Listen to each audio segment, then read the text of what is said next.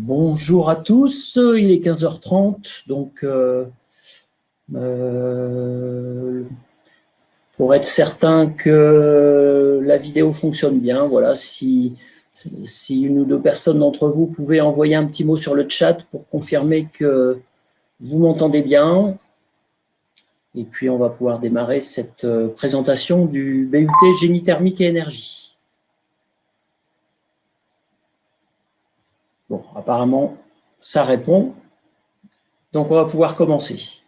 Donc, je m'appelle François Petit, donc je suis enseignant-chercheur à l'IUT de Rouen depuis 25 ans. Donc, je suis dans l'équipe Génie thermique et énergie depuis sa création en 1993. Et donc, j'ai le plaisir de vous présenter cette formation.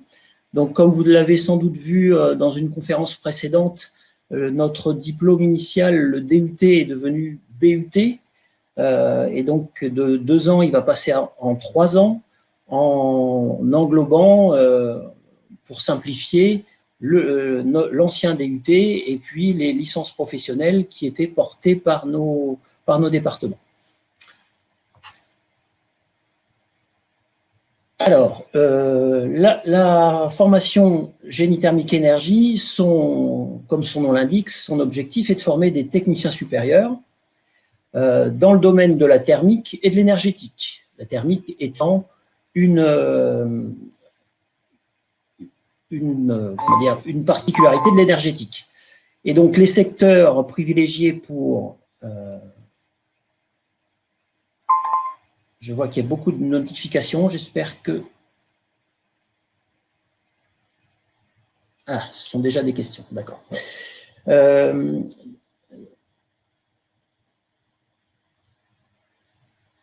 Bon, je vous prie de m'excuser, hein, c'est la première fois qu'on fait ce genre d'exercice, donc on reçoit des notifications, on ne sait pas trop si c'est un problème technique ou des questions. Donc là, je vois que ce sont des questions, on y répondra après. Donc des techniciens supérieurs dans le domaine de la thermique énergétique, dans le secteur du bâtiment et de l'industrie. Alors plus précisément, ce qu'on attend de nos étudiants, c'est d'être aptes à la conception, à la réalisation et à l'exploitation d'installations énergétiques, quelles qu'elles soient. Que ce soit des installations énergétiques traditionnelles, en particulier celles qui sont émettrices de gaz à effet de serre, ou bien des installations énergétiques plus conformes à ce qu'on attend de la protection de l'environnement, donc énergie renouvelable ou autre. Donc notre but, c'est effectivement de former des acteurs de la transition énergétique qui se présente devant nous, avec notamment la réduction des consommations d'énergie.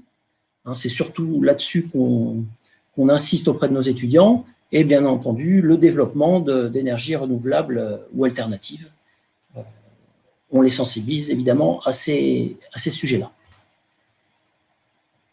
Alors, le but GTE en France est réparti de façon à peu près homogène sur l'ensemble du territoire, hein, puisqu'il y a 18 IUT en France qui proposent cette formation. Donc, comme on vous l'a sans doute dit, les nouveaux programmes de BUT sont en cours de construction, mais il y a une chose qui est certaine, c'est que les équipes sont déjà là, les locaux sont déjà là, les équipements sont déjà là, donc on va dire que le contenu de ce nouveau diplôme va quand même ressembler beaucoup à l'ancien. Simplement, ce sera une adaptation en 3 ans, des méthodes d'apprentissage peut-être un peu différentes, sans doute plus de périodes professionnalisantes en entreprise, pédagogique par projet, mais on va dire que le cœur sera toujours là, donc c'est celui-là dont je vais vous parler. Donc en GTE, on propose 4 parcours. Donc les parcours, ce sont en quelque sorte des colorations plus ou moins locales de l'enseignement vers telle ou telle spécialité, donc je vais vous en parler un petit peu. Et puis, chacun de ces parcours s'appuie sur un certain nombre de ce qu'on appelle des compétences finales. Donc, on les a dénombrées au nombre de 4. Donc, il a fallu évidemment faire des choix et regrouper on va dire des compétences par bloc. Donc, ces 4 compétences, je vais vous les présenter dans la diapositive suivante. Alors, avant ça, peut-être quelques mots sur les débouchés. Donc, où vont nos étudiants depuis qu'on les forme?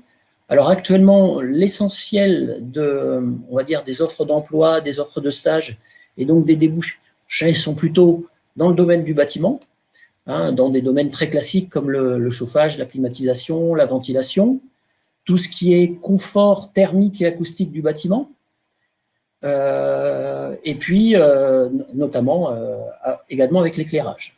Donc les employeurs sont essentiellement des bureaux d'études, c'est-à-dire on va avoir plutôt des métiers de conception sur des logiciels professionnels, mais on a aussi pas mal d'anciens qui travaillent sur le terrain, donc chez des installateurs, donc les entreprises qui fabriquent, plus exactement qui installent les systèmes énergétiques dans les bâtiments d'habitation tertiaire ou en milieu industriel. Et puis, une fois que ce bâtiment, ce process industriel est installé, après, il va falloir le faire vivre pendant de nombreuses années. Donc ça, c'est plutôt le travail des exploitants. Voilà. Et dernier, on va dire, catégorie de métiers, c'est ce qu'on appelle les diagnostiqueurs et les conseils, c'est-à-dire sont des gens qui vont être plutôt, dont le but va être plutôt d'estimer la qualité et la performance énergétique des installations existantes et de proposer des solutions de remplacement et d'amélioration. En milieu industriel, le métier type, on va dire, c'est le monsieur énergie de l'usine. Donc, par exemple, quand on fabrique des produits chimiques ou des produits pharmaceutiques, des vaccins, par exemple, on a des chaînes de production qui ont besoin d'énergie et de fluides. Qu'est-ce que j'appelle les fluides? C'est de l'eau, de l'air comprimé, de la vapeur, de l'électricité. Hein. L'électricité est comptée dans nos milieux comme des fluides. Et donc, on n'est pas dans le cœur de métier, mais on est un service technique au service donc, des gens qui fabriquent les produits. Donc, les personnes qui travaillent dans ces milieux-là sont en gros chargées très clairement, d'une part, de gérer tous les fournisseurs d'énergie et de fluides, et puis surtout, dans les temps actuels, de réduire la facture énergétique en proposant des solutions pérennes.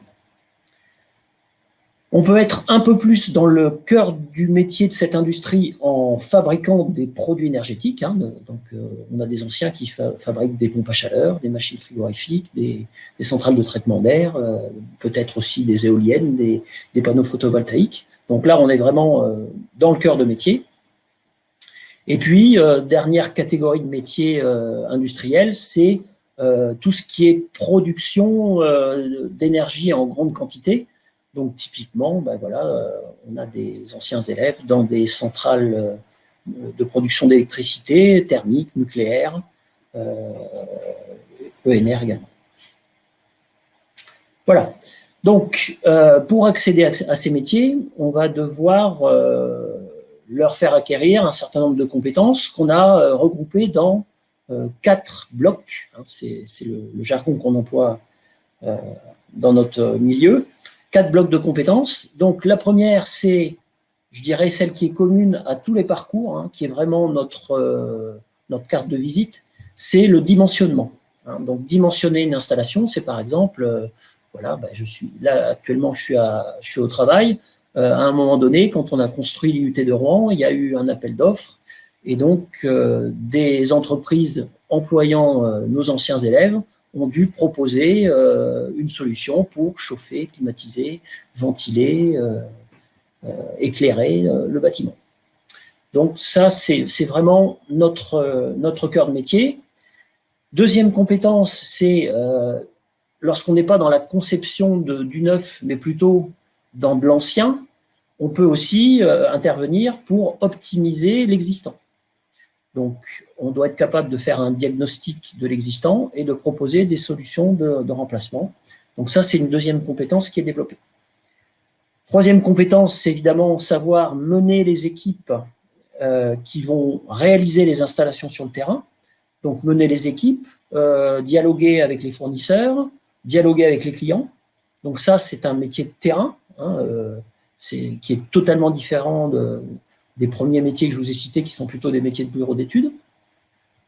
Et enfin, les métiers d'exploitant, qui est encore un autre métier, hein. C'est-à-dire là, je suis sur de l'existant et il faut que tous les jours d'utilisation du bâtiment, par exemple, il y ait 19 degrés, un confort acoustique, thermique et d'éclairage. Et donc, ce sont ces entreprises-là qui en sont chargées. Donc, ces 4 compétences, on peut, voilà, donc un tableau un petit peu complexe, mais qui résume un petit peu tout ce que je viens de dire, hein. Donc, ce qu'il faut lire, c'est, on va dire, la deuxième ligne et la dernière, hein, à savoir que, je vais enlever la caméra pour que vous puissiez voir, la totalité de l'écran. Voilà. Donc, le bloc de compétences dimensionnement amène plutôt à des métiers de chargé d'études. Le bloc de compétences optimisation plutôt à des métiers d'auditeurs référents, hein, donc les gens qui sont capables de faire des diagnostics. Le bloc de compétences réalisation amène plutôt à ce qu'on appelle des chargés d'affaires, c'est-à-dire des gens qui prennent un chantier, une affaire depuis sa conception jusqu'à sa livraison. Et puis donc le dernier bloc exploitation qui mène tout simplement au métier de chargé d'exploitation. Et donc comme vous le voyez, chaque bloc de compétences a 3 niveaux. Et donc l'idée du BUT, hein, je pense que c'est le cas dans les autres filières, c'est que le niveau novice soit acquis à la fin de la première année, un niveau intermédiaire à la fin de la deuxième et un niveau compétent à la troisième. Donc novice, évidemment, je débute, j'apprends les bases et je commence à faire quelques petits calculs.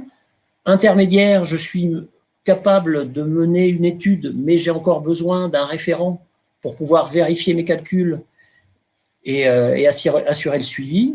Et puis niveau 3, donc troisième année, là, normalement, je suis totalement autonome dans ma tâche. Donc, tout ça, bien entendu, à l'issue de... tout ça à l'issue des mois de stage ou d'alternance, et puis peut-être aussi de quelques années d'expérience. Alors, les parcours. Donc, inutile de dire que le programme que je viens de vous présenter est très ambitieux par son volume et par sa technicité. Donc, les parcours ont pour but de cibler quelques-unes de ces compétences plutôt que d'autres. Donc, ces parcours, vous les avez sous les yeux. Donc, voilà, vous avez sous les yeux les 4 parcours proposés en France dans les départements GTE. Et donc, nous, à Rouen, notre fibre était clairement sur le parcours numéro 1, qui est optimisation énergétique. Il est probable que lorsque, on va dire, la machine sera en route, nous nous lancions dans un deuxième parcours, sans doute le parcours P3, je pense, hein, sur le management de l'énergie. Mais pour l'instant, pour une première année, nous avons décidé, compte tenu de nos effectifs, aussi bien étudiants qu'enseignants, de se focaliser sur ce premier parcours. Alors, en quoi il consiste? Eh bien, je reviens sur ma grosse feuille de tout à l'heure. Vous voyez que le parcours numéro 1, en fait, ne va développer au niveau 3 que les 2 premières compétences, à savoir dimensionnement, optimisation. Donc, les 2 autres compétences, réalisation, exploitation, ne seront traitées qu'au niveau 2. Alors, attention, ça ne veut pas dire que forcément les étudiants qui sortent de chez nous ne pourront pas être chargés d'affaires ou chargés d'exploitation. Ça signifie simplement que l'employeur devra être un peu moins exigeant pour eux parce qu'ils n'auront pas suivi la totalité, on va dire, des niveaux de compétences au cours de la formation.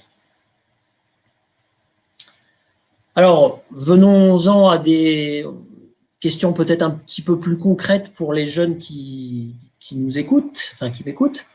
Qu'est-ce qu'on enseigne à l'IUT Génie Thermique? Quelles sont les matières? Eh bien, comme dans toutes les filières de DUT, vous allez retrouver de l'enseignement général. Hein, il y aura toujours des maths, il y aura toujours de l'anglais pour pouvoir s'exprimer ailleurs qu'en France ou lire des notices techniques. Il va y avoir de la communication pour apprendre à s'exprimer en public, à écrire des rapports, à mener des réunions, à ne serait-ce que savoir écrire un CV, une lettre de motivation. On va évidemment faire de la physique et de la technologie, hein, donc dans la continuité du lycée. Hein, donc nous, en GTE, évidemment, on va avoir de la thermique, de la mécanique, des matériaux, de l'électricité. On va également avoir pas mal de dessins techniques et notamment du dessin assisté par ordinateur. Hein, nous sommes,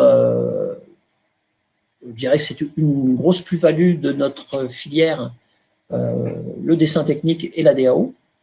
Et puis, vous allez voir du concret aussi. La technologie des systèmes, c'est en gros, je vais à l'atelier, on me met dans les mains un brûleur ou un compresseur ou une aube d'éolienne, on démonte et puis on essaie de comprendre comment ça fonctionne. Et puis, il y a également de la réalisation pratique, hein, puisqu'on initie nos étudiants à la soudure.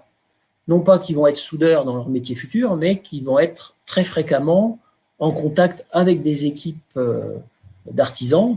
Et donc, connaître le vocabulaire et les principales techniques paraît indispensable. Donc, on tient beaucoup à cette partie réalisation à l'atelier. Et nos étudiants apprécient d'ailleurs beaucoup, puisque ce sont des moments vraiment de création pour eux qui sont très importantes. Et puis, dernière partie de l'enseignement, évidemment, c'est tout ce qui est cœur de métier, c'est-à-dire produire de la chaleur, du froid, de l'électricité, faire avancer une voiture, un avion ou un train, produire de l'électricité renouvelable, et puis dans le bâtiment, hein, tout ce que j'ai cité tout à l'heure, en rapport avec le confort du bâtiment. Alors, encore plus concret, encore plus proche de vos préoccupations à l'heure actuelle, comment on fait pour rentrer à l'IUT?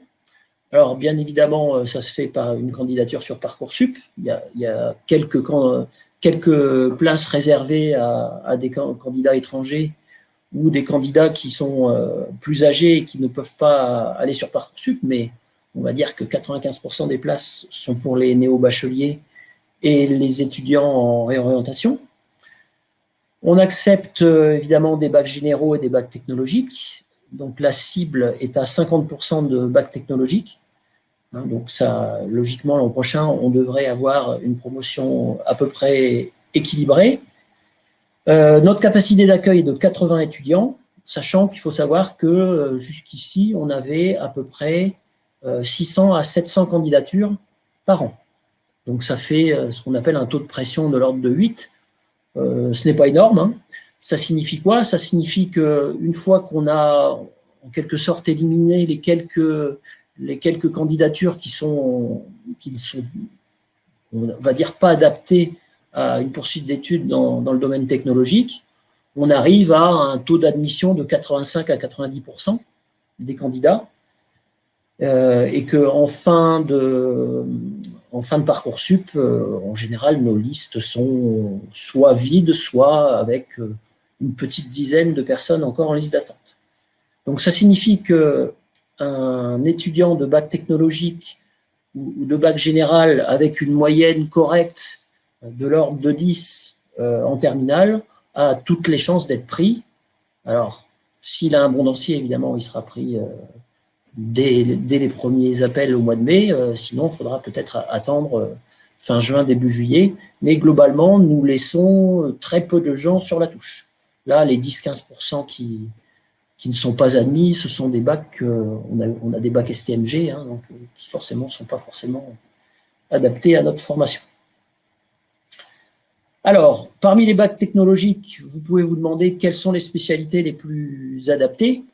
Bien évidemment, en STI 2D, vous avez une spécialité énergie-environnement qui est tout à fait adaptée, mais je dois préciser que nous ne faisons aucun critère de sélection à partir de la spécialité, à savoir que les énergies-environnement ne sont pas privilégiées par rapport aux autres. Simplement, étant donné ce qu'ils ont suivi comme enseignement au lycée, ils ont beaucoup plus de chances de réussir que peut-être d'autres séries où la partie énergie est moins développée. Donc, aucune, on va dire, sélection sur les spécialités. Donc STI 2D, et puis on a, je le nie parce qu'on en a régulièrement, 2 ou 3 par an, des bacs STL, donc évidemment plutôt physique, chimie, mathématiques ou sciences physiques et chimiques, mais ça reste rare puisqu'il y a quand même des filières beaucoup plus adaptées à cette spécialité-là. Alors, les bacs généraux, donc évidemment, si vous êtes derrière votre écran, c'est que vous êtes peut-être en première et vous vous demandez quelle spécialité je dois garder pour la terminale. Ou si vous êtes en seconde, qu'est-ce que je garde, qu'est-ce que je prends en première. Alors, pour simplifier, vous voyez, j'ai mis en bleu les spécialités qui me paraît impératif de prendre. C'est-à-dire qu'en première, comme il y a 3 spécialités, il me paraît nécessaire de prendre au moins physique et maths. La troisième pouvant être sciences de l'ingénieur, numérique ou SVT. Ou pourquoi pas une discipline non scientifique. Mais physique et maths me paraît nécessaire. Et je dirais que tous les départements GTE de France sont sur la même longueur d'onde. En terminale, bien évidemment, on pourrait se dire, ça paraît logique de prendre physique et maths. Je dirais qu'en regardant un petit peu les programmes de maths de terminale de ce nouveau bac, on se rend compte qu'il est surdimensionné par rapport à ce que nous, on attend de nos étudiants en mathématiques. Donc, bien entendu, les lycéens qui auront pris physique-maths seront les bienvenus, mais les maths n'est pas une condition nécessaire pour rentrer. Donc là, effectivement, il faut absolument garder la physique. Et puis, en deuxième option, on prend, pareil, sciences de l'ingénieur, numérique ou SVT. Par contre, si vous ne prenez pas la spécialité maths, je vous suggère de prendre l'option maths complémentaire qui vous permet de ne pas rester 1 an de terminale sans faire de maths. Parce que c'est quand même, on va dire, une construction de l'esprit qui est importante. Donc voilà, donc aucun impératif, sinon, comme vous le voyez, évidemment la physique et les maths en première. Donc notre sélection, j'en parlais un petit peu tout à l'heure, on a 2 listes bien séparées, donc il n'y a pas concurrence entre les bacs techno et les autres bacs. Donc il y a un classement bac techno, un classement entre bacs. Donc comme beaucoup de départements d'IUT ont fait une espèce de moyenne des notes de première et de terminale en pondérant évidemment un peu plus sur la terminale et sur les disciplines scientifiques, mais on tient compte également des notes, des notes non scientifiques, en particulier les notes de langue, mais les notes d'histoire géo est importante aussi, parce que c'est un signe d'ouverture d'esprit, donc nous y sommes sensibles aussi. On lit bien sûr les fiches à venir, les bulletins, les appréciations des profs, et puis aussi le projet de formation. Il y a des fois, on constate sur les lettres de motivation que les gens font fausse route et il y a des fois, ils ont des mauvaises surprises en arrivant dans notre formation. Donc ces lettres, on les examine à la loupe systématiquement. Donc très concret aussi, et je pense que c'est une question qui est dans toutes les têtes, dans la mesure où notre diplôme passe de Bac+2 à Bac+3 et change dans son volume horaire, c'est est-ce que si je rentre en BUT, est-ce que je vais pouvoir poursuivre des études? Donc si vous avez vu d'autres conférences, je pense qu'on vous a dit la même chose. A priori, à l'issue de la 2e année de BUT, s'il y a validation de toutes les unités d'enseignement, on vous délivre le DUT, donc l'ancien diplôme, même s'il n'a pas tout à fait le même contenu. Et donc, on ne voit pas à l'heure actuelle comment les écoles d'ingénieurs, les licences générales des universités pourraient ne pas continuer à prendre nos étudiants à l'issue du Bac+2. Puisque dans beaucoup de ces écoles, notamment les écoles en alternance, alimenter leurs effectifs avec les DUT. Donc si d'un seul coup ils disent on ne prend plus de DUT parce que maintenant ils sont en but, à mon avis il y a des filières des écoles qui ne pourront pas ouvrir leurs portes faute de candidats. Donc nous sommes relativement confiants sur la capacité des écoles encore à prendre nos étudiants à l'issue de la 2e année de but. Pour ceux qui choisiront de mener le BUT jusqu'à la 3e année, hein, ce que nous souhaitons, hein, parce que je dirais qu'il y a une certaine cohérence dans la construction du programme et qu'il est quand même un petit peu dommage de s'arrêter en cours de route, normalement, les masters universitaires devraient prendre nos BUT 3e année directement en Master 1, puisque le BUT, hein, vous savez sans doute, confère le grade de licence. Donc, il n'y a aucune raison qu'on ne soit pas accepté en Master. Alors, d'un point de vue local, hein, je dis région rouennaise, je veux dire d'une manière générale plutôt le département et les départements limitrophes, il faut savoir qu'il y a une offre très importante à Bac+5 pour les étudiants en énergétique, hein, puisque nous avons 4 formations qui nous prennent des étudiants chaque année, enfin qui nous prenaient des DUT chaque année. J'espère qu'ils vont continuer à le faire avec le but. Donc à Saint-Étienne-du-Rouvray, sur le site du Madriguer, il y a 2 filières à l'INSA, donc la filière énergétique et propulsion d'assez haut niveau qui nous prend que 1 ou 2 personnes par an, donc ça c'est vraiment pour les premiers de promo. Par contre, la filière performance énergétique nous en prend 4, 5, 6 chaque année. Il en est de même pour l'école IT2I qui est située à Vernon, toujours à peu près sur le thème de l'efficacité énergétique, qui nous prend pareil, quelques 5-6 étudiants chaque année. Et même ordre de grandeur, pour le master génie des systèmes industriels, spécialité maîtrise de l'énergie, qui lui est à l'UFR Sciences de l'Université de Rouen, donc également sur le site du Matériel. Donc vous voyez, entre toutes ces offres,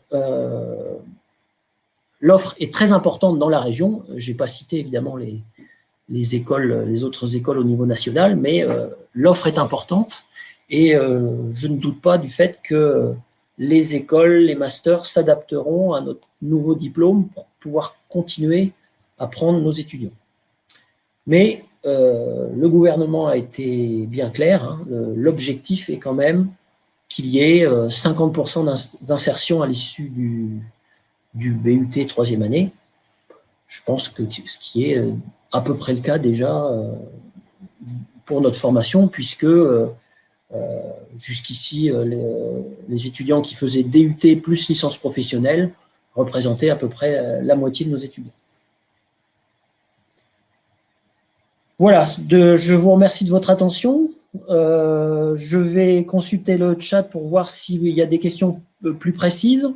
Je vais vous passer également pendant ce temps-là quelques photos, parce que c'est bien aussi de se rendre compte de ce qui est notre ambiance de travail.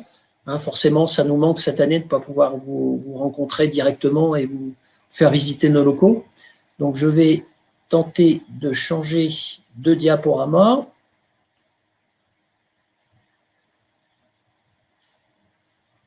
Et puis, je vais répondre à vos questions. J'espère que je n'ai pas été trop long.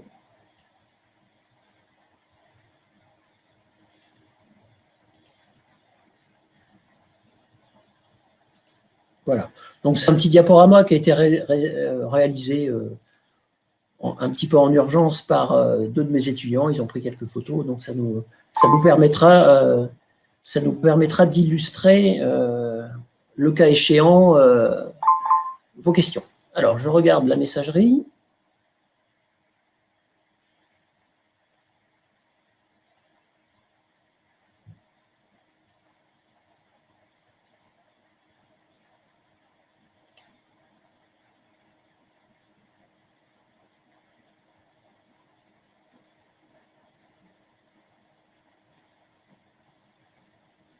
Alors,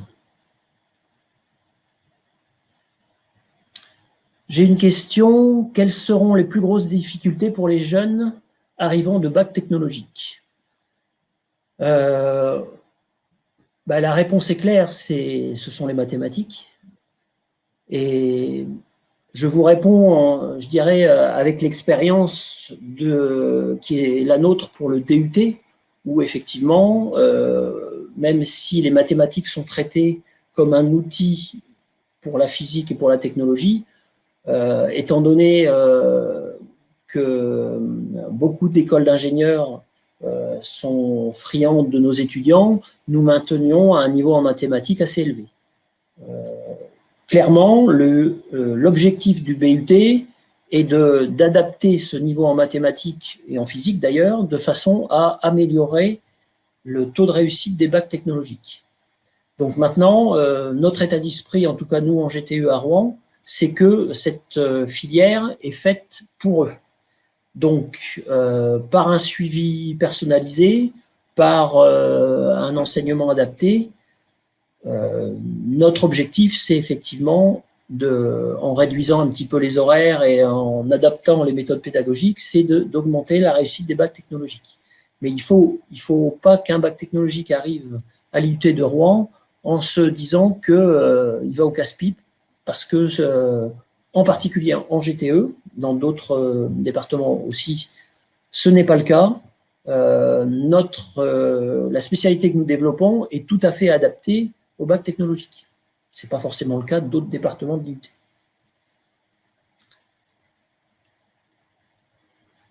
Alors, la proportion pour la rentrée 2021, ça c'est la grande inconnue. Je pense que le rectorat de Rouen va nous demander de respecter, on va dire, la cible nationale qui est de 50%, d'autant plus que, comme je vous le disais, notre filière est tout à fait adaptée. Cette année, nous étions à 40%, donc c'était la cible qui nous était attribuée et nous l'avons respectée. Donc si l'année prochaine c'est 50%, on prendra 50%. La seule inconnue, en fait, c'est le nombre de candidats. Effectivement, d'augmenter le nombre de bacs, de bacs technologiques, encore faut-il qu'il y ait suffisamment de candidats. Alors,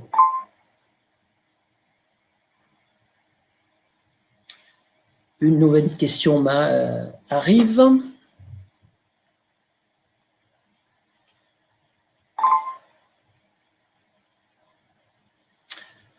Peut-on intégrer une école d'ingénieur après un BUT 3 ? Le problème, c'est que c'est dans 3 ans. On n'a absolument pas de recul là-dessus.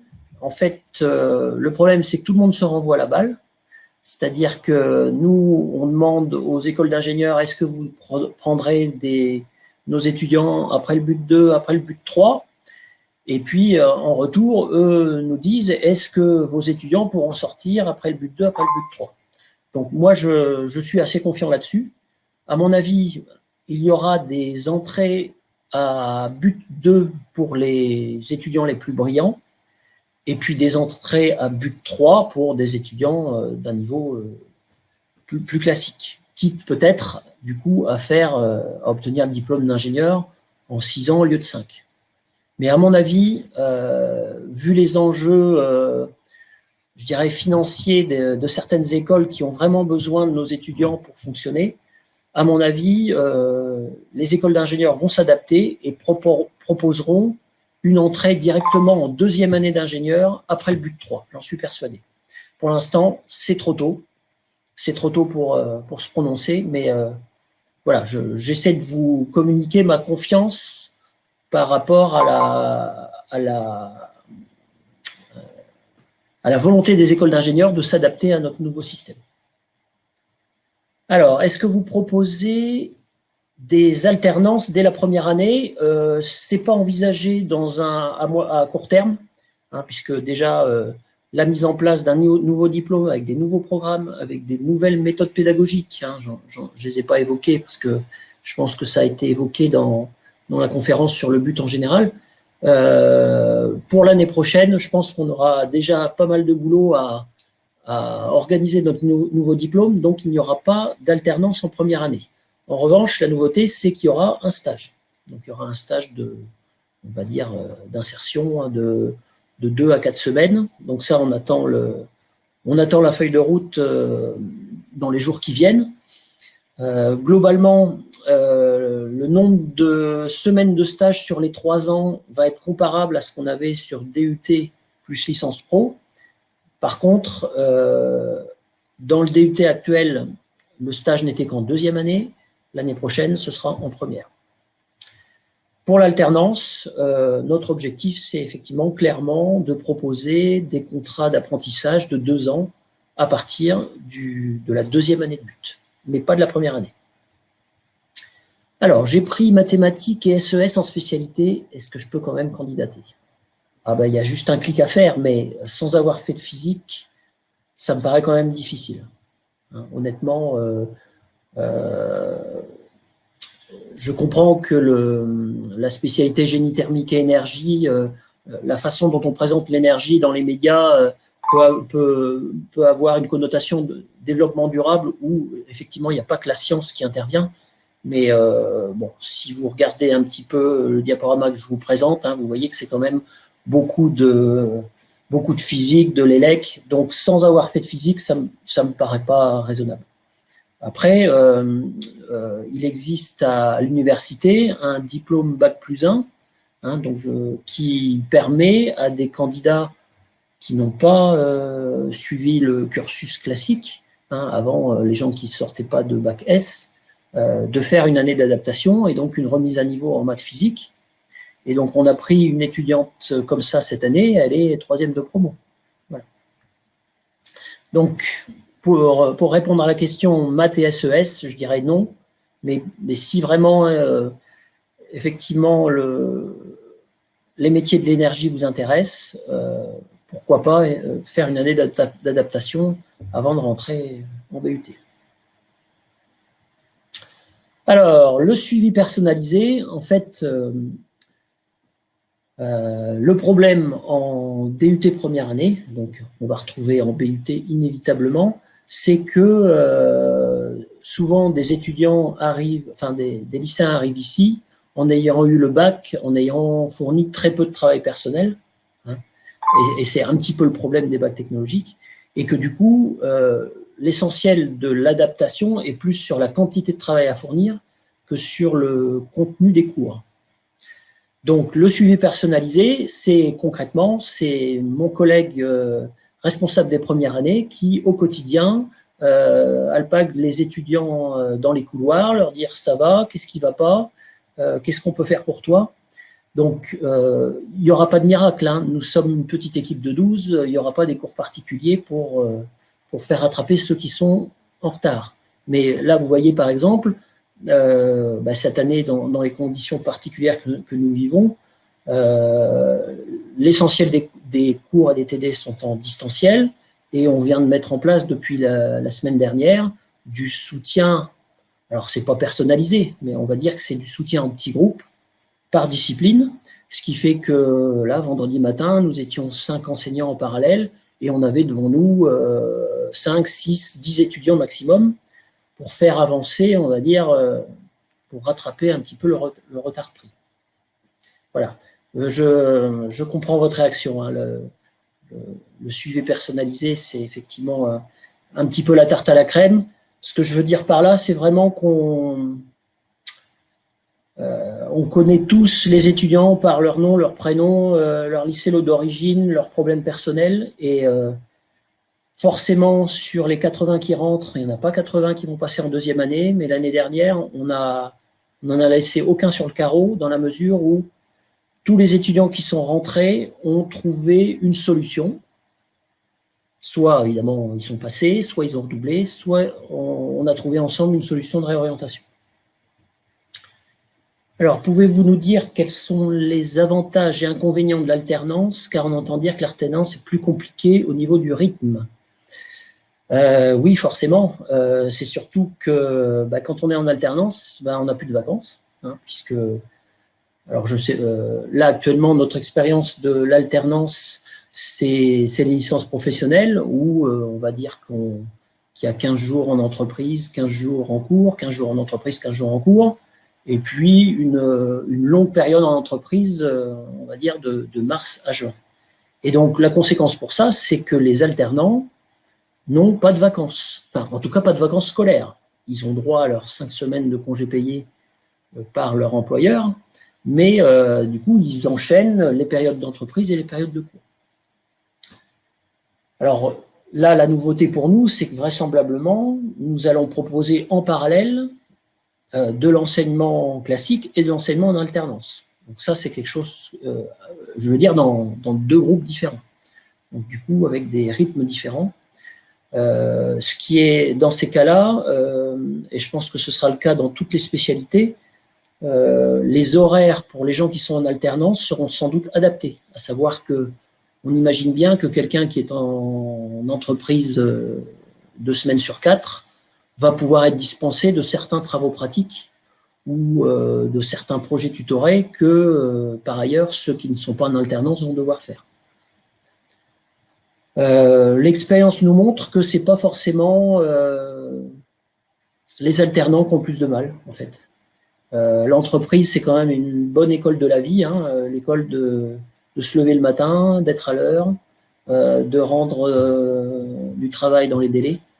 Donc honnêtement, je ne suis pas certain que ce soit ceux qui sont en alternance qui auront le plus de mal. Alors, différence entre P1 et P3. Alors P1, c'est quand même beaucoup du travail de bureau d'études, c'est-à-dire conception devant des logiciels métiers, c'est-à-dire de la conception par ordinateur, des logiciels de calcul pour vérifier qu'un bâtiment ou une installation est conforme à la réglementation. Donc c'est plutôt du travail, on va dire, devant ordinateur, alors que le P3, management de l'énergie, là c'est du travail de terrain. Typiquement, c'est l'exemple que je vous prenais pour le monsieur énergie dans l'industrie. Donc là, le professionnel sera en entreprise, essentiellement en industrie pour moi. C'est vraiment plutôt un profil industriel, même si le parcours est marqué pour l'industrie et le bâtiment. Pour moi, ce sera plus de l'industriel et ce sera du métier de terrain au contact des autres personnes de l'usine, alors que le P1, c'est plus un travail de bureau d'études.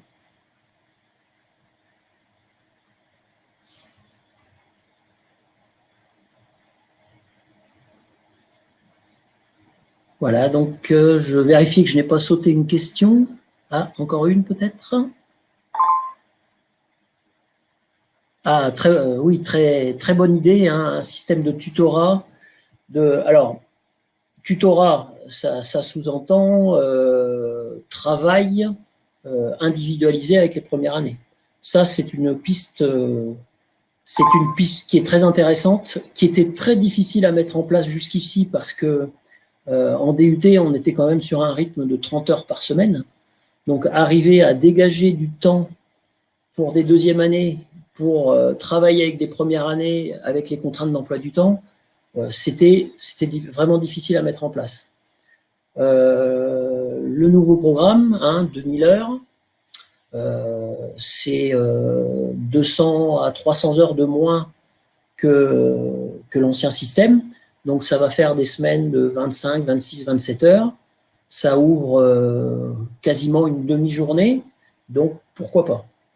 Donc, ça, c'est une piste, parce que on nous propose au niveau de l'université de faire venir des étudiants d'autres, de la fac de sciences, par exemple, pour venir aider nos étudiants de première année. Le problème, c'est que notre enseignement est tellement technique et spécifique que on prend autant de temps à former les tuteurs qu'à faire le tutorat nous-mêmes. Alors qu'avec un deuxième année, en plus, on a des jeunes qui sont vraiment super en deuxième année, qui demandent que ça, que de transmettre ce qu'ils savent. Je pense que c'est une piste pour le futur diplôme, étant donné qu'ils vont avoir plus de temps libre, entre guillemets, moins d'heures contraintes par les enseignements. Donc, ce sera sans doute plus facile déjà, pourquoi pas, de faire des projets communs, puisque, en fait, c'est peut-être une piste à fouiller, ça, un projet commun où les deuxièmes années coachent les premières années dans un même but. Donc ça, c'est... Bon, on va voir apparaître ça dans les programmes pédagogiques qui sont en cours d'élaboration, à marche forcée depuis 6 mois, mais c'est une piste intéressante. Alors, portefeuille d'adresse pour qui chercherait une entreprise. Bon, bien sûr, ça fait maintenant 27 ans que nous envoyons des étudiants en stage en entreprise. Maintenant, c'est nos anciens élèves qui nous prennent nos stagiaires. Donc forcément, on a un carnet d'adresses important. Et puis, on a surtout, j'ai surtout des collègues qui vont chercher aussi les contrats avec les dents, comme on dit. Bien entendu, on incitera fortement les étudiants à faire leurs recherches eux-mêmes, mais nous, de notre côté, on fait de la prospection.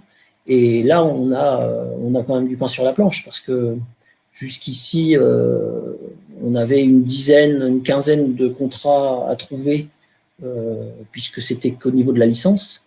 Là, on va devoir trouver des contrats pour la deuxième année, où, a priori, nos étudiants seront 50, 60. Bon, peut-être que on ne trouvera pas 60 contrats dans la région, donc sans doute qu'on proposera 2 filières, une filière classique, une filière en alternance pour la deuxième année. Mais oui, bien sûr, on ne laisse pas les étudiants chercher leur alternance tout seuls.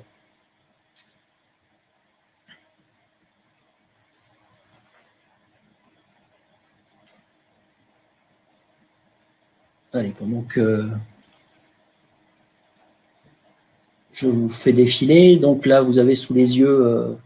alors, c'est un peu triste, puisque avec le confinement, forcément, mes étudiants de deuxième année qui ont fait ce diaporama, ils sont venus faire des photos un jour où les premières années n'étaient pas là. Donc là, vous avez une salle d'électricité vide. Là, vous avez un petit chalet dans lequel on leur fait faire du câblage domestique. C'est bien gentil de faire démarrer des moteurs de 150 kW, mais c'est bien aussi de savoir câbler un va-et-vient. Donc, on leur fait faire des choses simples comme ça. Voilà nos salles de cours. Donc, vous voyez qu'on dispose d'un matériel assez important. Là, comme je vous le disais, les ateliers de perçage, assemblage, soudure. Là, avec des étudiants, en l'occurrence, à la tâche. Un peu de matériel un peu professionnel. Donc là, à gauche, une pompe à chaleur. À droite, vous avez un chauffe-eau thermodynamique et puis une autre pompe à chaleur. On fait aussi des réseaux hydrauliques. Donc là, c'est la station de chauffage de notre bâtiment, qui est alimentée par la chaufferie de Mont-Saint-Aignan. Donc, ils font des relevés de mesure dessus. Une centrale de traitement d'air, donc ce qui permet de renouveler l'air et de le conditionner dans un bâtiment public. On a 3 salles informatiques bien équipées, renouvelées régulièrement. Vous voyez que c'est du matériel récent, avec de nombreux logiciels. Et puis 2 petites photos sur, on va dire, des espaces plus libres de travail, avec la salle de restauration qui évidemment est fermée en ce moment, et puis une salle informatique libre-service dans laquelle ils peuvent travailler en petits groupes. Alors, je reviens aux questions. Sous quelle forme ont lieu les évaluations?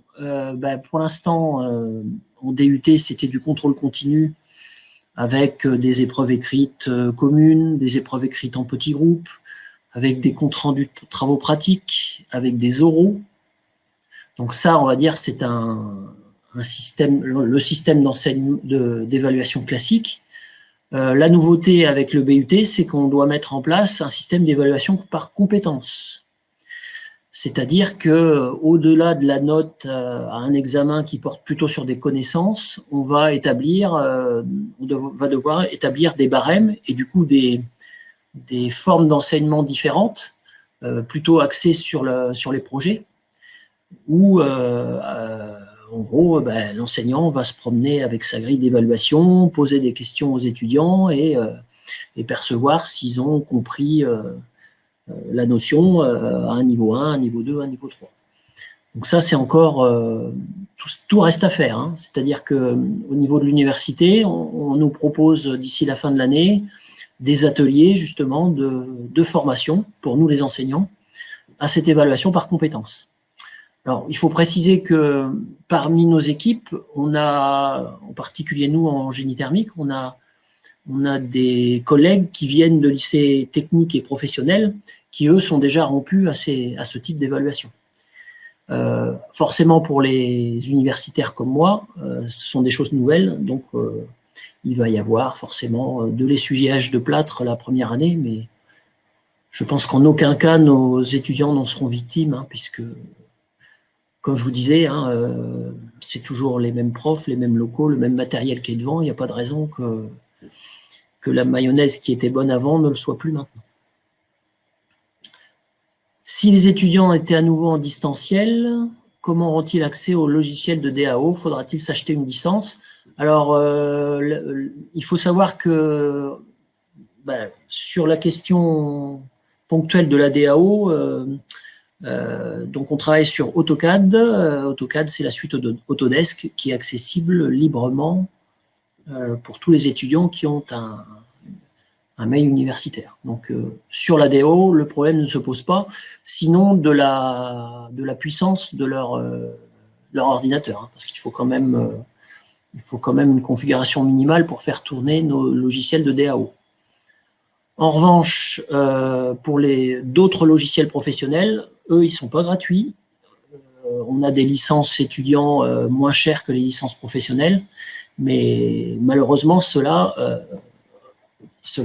les étudiants ne pourront pas l'avoir chez eux. Alors, il faut que vous sachiez que depuis le début de l'année, on a fait, comme tout le monde, 2 mois en présentiel total. Et puis après, on a fait du distanciel uniquement sur les cours et les travaux dirigés. Et donc, tous les travaux pratiques se sont faits en présentiel. Et donc, tous les travaux pratiques, en particulier sur les logiciels, se sont faits en présentiel.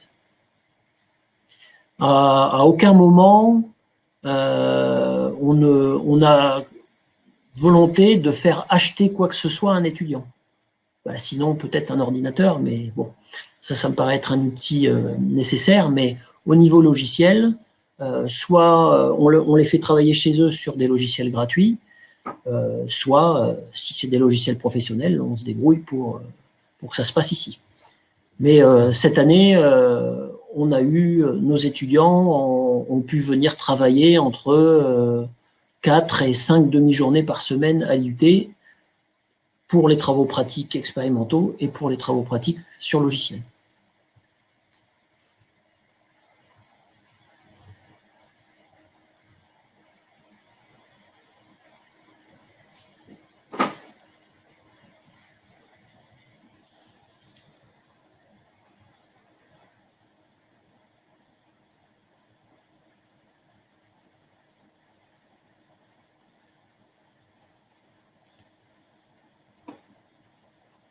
Bon, je vois qu'il n'y a plus de questions.